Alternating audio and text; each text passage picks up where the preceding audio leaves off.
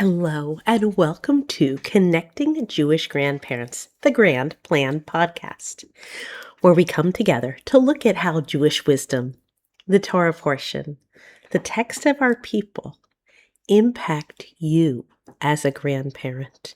The secrets to this incredible relationship are in our ancient texts, and I share them with you each week. So I share it with you. And I hope you are able to share it with other people. So rate, review, and please share this. Share the work of Grand Plan with other grandparents. All right. I want to replay with you a conversation that I am certain you had before with your grandchildren, probably with your children, and maybe with any 3-year-old you've ever met. They look up at you with their big eyes and say, "Why?" And you answer them thoughtfully, intentionally, accurately, and they come back with, "But why?"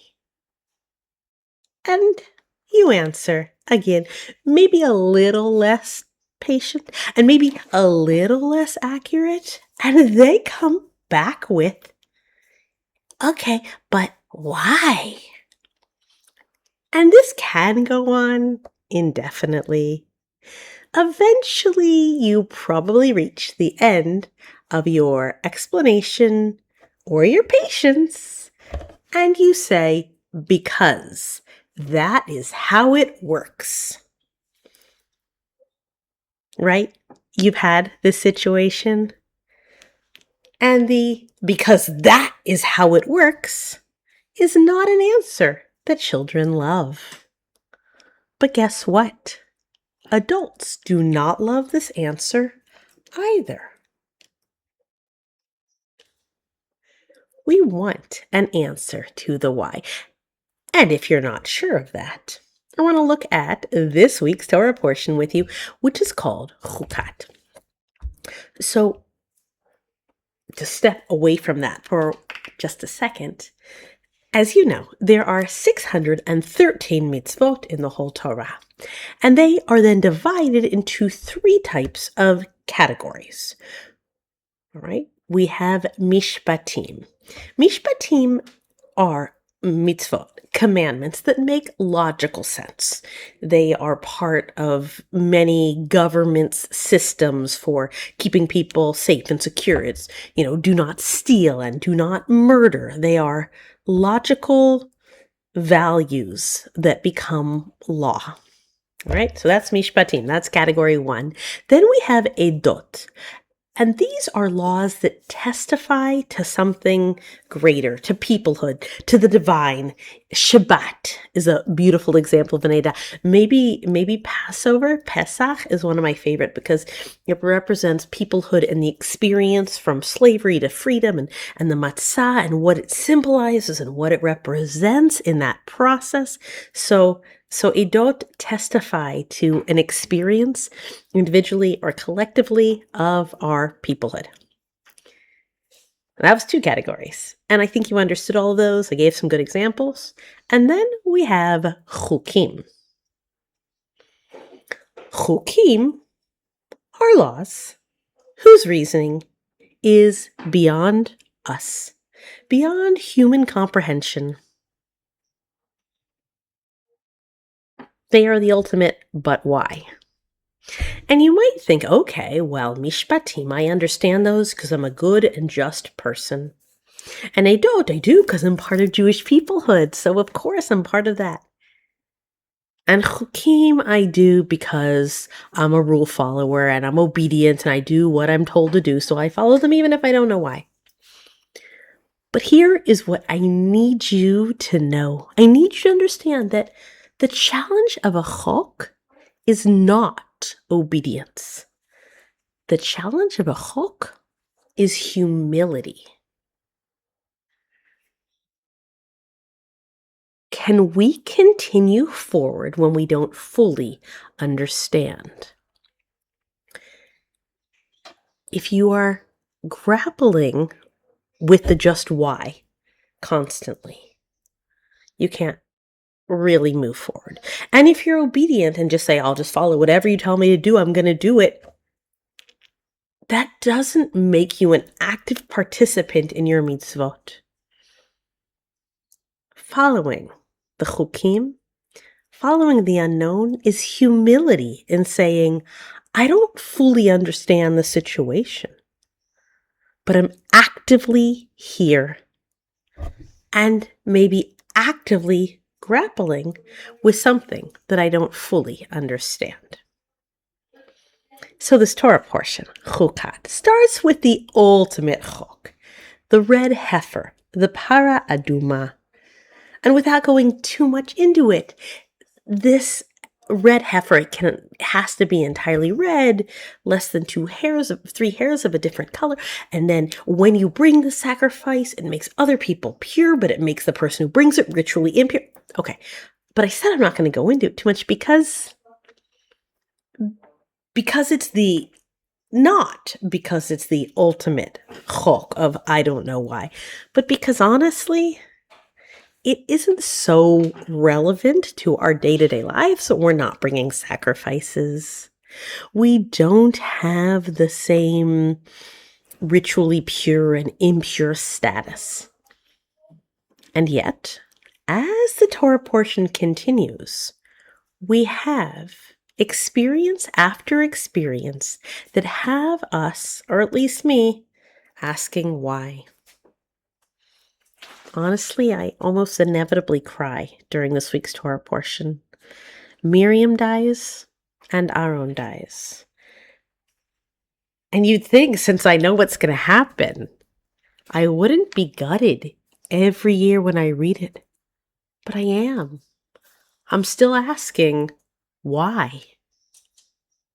And then, between those two deaths, we have Moses, our brilliant, incredible leader, the greatest leader we've ever had. He makes one itsy-bitsy mistake. He loses his temper, and instead of speaking to the rock, he strikes the rock, and the water comes out. And in that itsy-bitsy moment of getting a little bit frustrated, his fate is sealed that he does not get to enter the land of Israel. He has spent his life on the mission of bringing the slaves of Egypt to the land of Israel. And in this millisecond of anger, of hitting the rock, his future possibilities of coming to the land of Israel are eliminated. Every time I touch down in Israel on an El Al or whatever airplane, and I think about how I get to be in Israel, me, who's like nobody, gets to be here, and Moshe never had the opportunity, I'm again gutted by that. Why? Why do I have the opportunity to live in Israel, and Moshe never had the opportunity to put a finger in the land, to go on a birthright trip? And if those weren't big enough whys, then we have illness. We have a plague strike the people. Why? Why? And then to end the plague, God says you're going to take a copper staff and you're going to put a copper snake at the top of it. And if people look up at the copper serpent at the top of the stick, they will be cured. If you're having a hard time imagining what I'm saying in the copper stick with the copper snake, look at the American Medical Association logo. That is the emblem of today of what health means, is what the Torah describes as the cure from a plague. Isn't that kind of mind-blowing? All right. And the other why, would you want to talk about things that are in the Torah and completely relevant today? Moshe and Bnei Israel, the Jewish people, want to move through the land of Edom. So Moshe speaks to the leader of Edom, their king, and says, I want to make a peace deal with you. I want to be able to move through the land, and you'll do this, and I'll do this, and we'll make a deal so that we can operate together in peace. And they say, absolutely not. We don't want a peaceful relationship with you. And so that's not where the Israelites walk.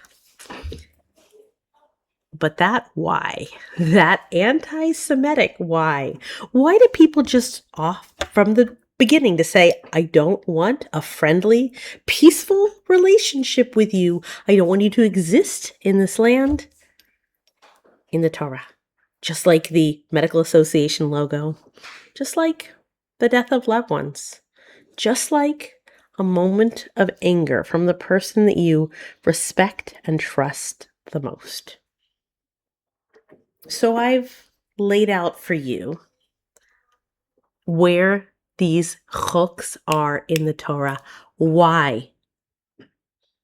Why? Is it beyond our comprehension? Do we just accept it with obedience? What do you do when life itself becomes a chok? Why? Why? Because why?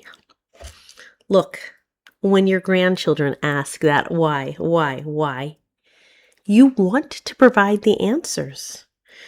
You want to give it to them clearly, meaningfully, in a connecting way. But some of the most important moments in life do not have answers. When a grandchild asks, why did someone I love die? Why do bad things happen? Why is someone being mean to me?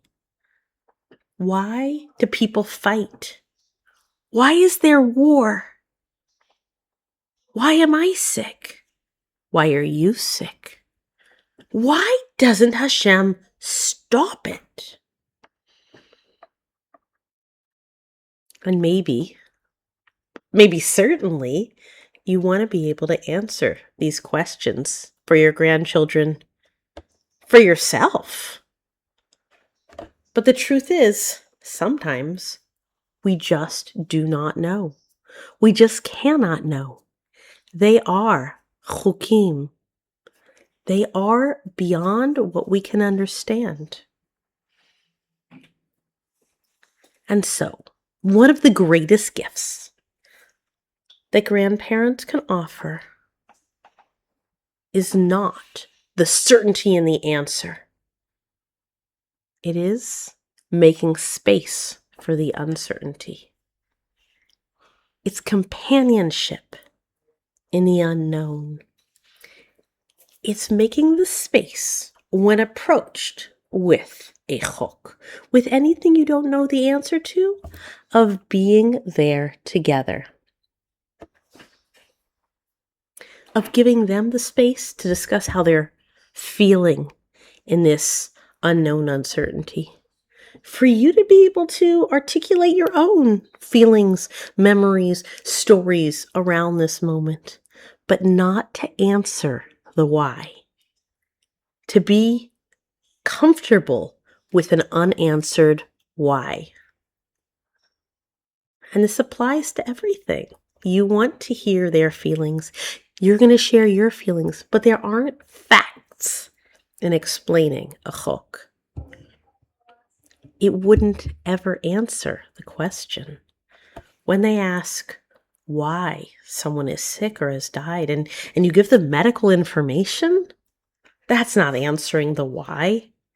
That just leads to another why. It doesn't help your grandchildren, and it probably doesn't help you.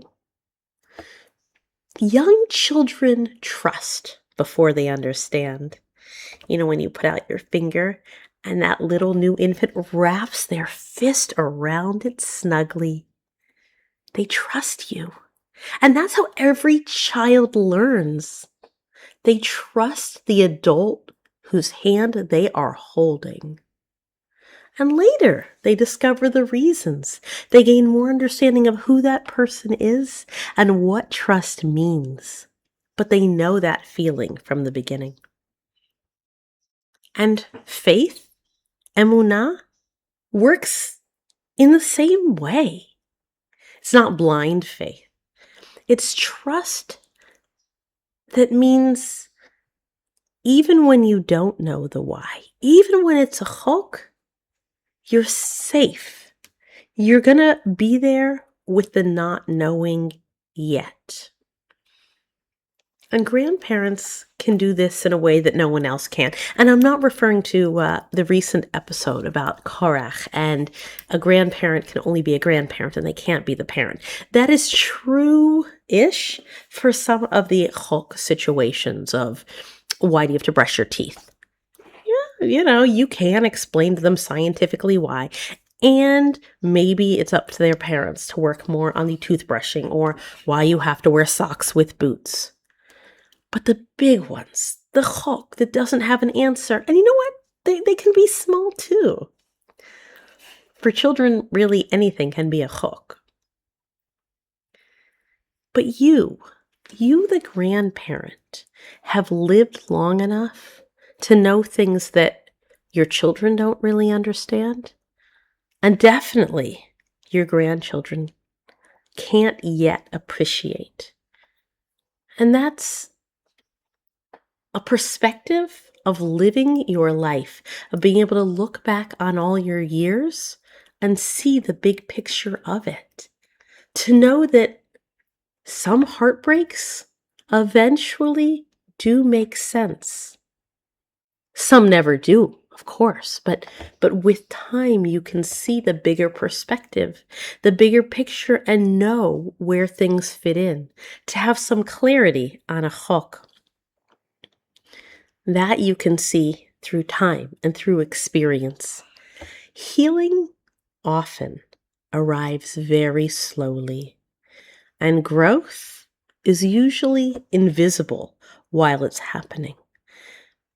But you've had the moment to stand at the beginning, the middle, and the end, or nearly the end, of so many life experiences to be able to know about that transition from the chok, the uncertainty, the big why, that you slowly do get answers to it. But just as I said you need to do with your grandchildren of sitting together in uncertainty, that's what you've done along the way.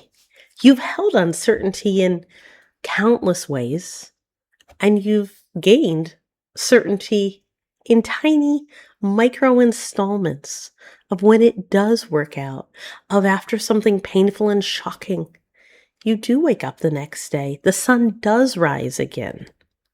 Life does continue, and even when it's a why, a chok beyond what you can imagine, life does continue. And so by making that space with your grandchildren to help them with the little whys, where you can give them an answer, even though it's going to lead to another why and another why. When you don't have the answer, when it is a chok, to be able to hold that uncertainty with them, to sit with them, to listen to their concerns and their feelings and their unknown, and for you to share not facts, but perspectives and ideas. But it's really your listening ear and your thoughtful insights that provide clarity and faith through all of life's uncertainty. And that is the incredible gift that you can give, and really only you can give to your grandchildren. Thank you for joining me for this week's episode of Connecting Jewish Grandparents, the Grand Plan podcast. If you don't currently get my weekly emails, Grand Plan Weekly, please check out grandplan.kit.com, my website, sign up, or you can leave in the notes you can leave a comment asking to join, and I'd be happy to connect with you. Send me your email address. Come on this journey with me and invite others. And please, I mentioned reviews. Please leave comments. I just got a comment that I am so moved. Somebody shared on a recent episode that they listened to that episode while going to the hospital to meet their new grandson.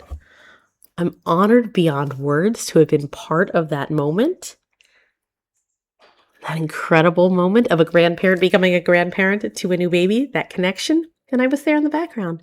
So please share Connecting Jewish Grandparents with other grandparents that will appreciate Jewish wisdom and their incredible role of grandparents. Thank you for being here today. Have an incredible week.